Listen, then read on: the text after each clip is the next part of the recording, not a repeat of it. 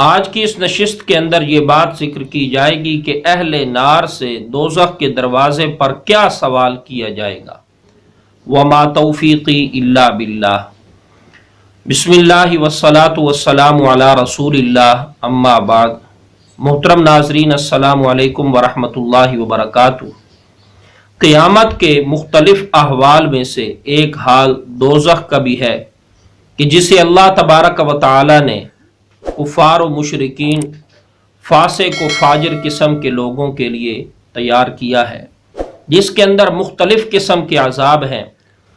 ان میں سے سب سے دردناک عذاب جو ہے وہ آگ کا عذاب ہے، اور وہ کوئی آگ دنیا کی آگ کی طرح نہیں ہے، بلکہ اس دنیا کی آگ سے بھی 70 گنا زیادہ گرم ہے۔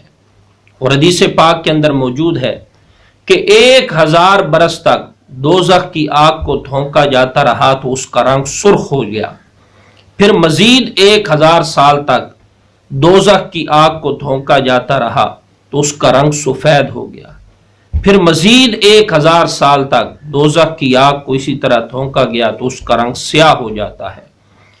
اور مسلم شریف کی حدیث ہے کہ دوزخ کی آگ کی 70,000 باغیں ہیں، ہر باغ کے اوپر 70,000 فرشتے جو ہیں وہ مقرر ہیں اللہ تبارک و تعالی کی طرف سے۔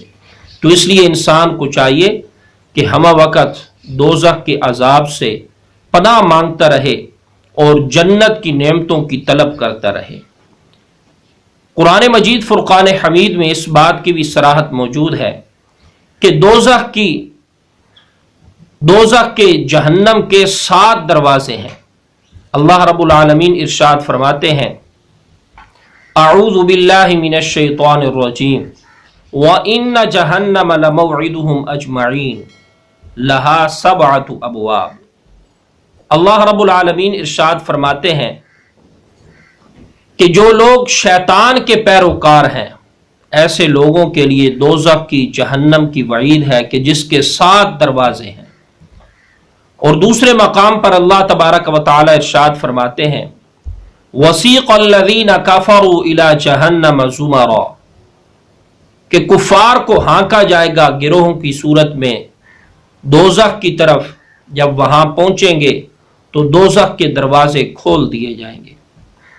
اب دوزخ کے دروازے پر جب یہ منکرین پہنچیں گے تو ان سے کیا سوال ہوگا؟ ان سے سوال یہ ہوگا، کیا تمہارے پاس رسول نہیں آئے تھے؟ تمہارے رب کی آیات انہوں نے نہیں تمہیں سنائی تھیں؟ اللہ تبارک و تعالی کے عذاب سے انہوں نے تمہیں نہیں ڈرایا تھا؟ تو اس وقت منکرین دوزخ کے دروازے پر اس بات کا اقرار کریں گے کہ واقعتاً اللہ تبارک و تعالی کے انبیاء تو آئے تھے، رسول تو آئے تھے، انہوں نے ہمیں ڈرایا تھا، اللہ تبارک و تعالی کی آیات ہمیں سنائی تھی۔ لیکن میرے دوستو یاد رکھیے کہ اس وقت کا افسوس کرنا انسان کے کسی کام آنے والا نہیں ہے۔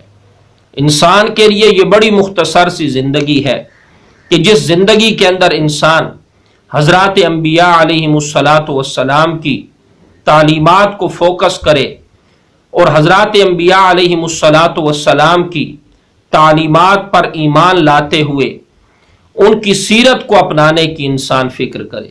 اور اس امت کے لیے یہ بات ضروری ہے کہ وہ رحمت اقدس صلی اللہ علیہ وسلم کی سیرت کو اپنی زندگی کے اندر اپنائے، آپ صلی اللہ علیہ وسلم کی سنت کو اپنائے۔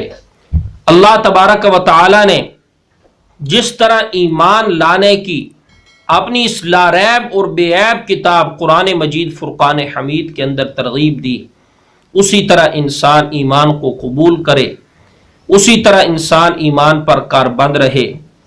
اور اللہ تبارک و تعالی نے جس طرح پیغمبر آخر الزمان صلی اللہ علیہ وسلم کی اطاعت کا حکم دیا، انسان حضور نبی کریم صلی اللہ علیہ وسلم کی اطاعت کو اپنائے تاکہ آخرت کے اندر انسان کو کسی ندامت کا سامنا نہ کرنا پڑے۔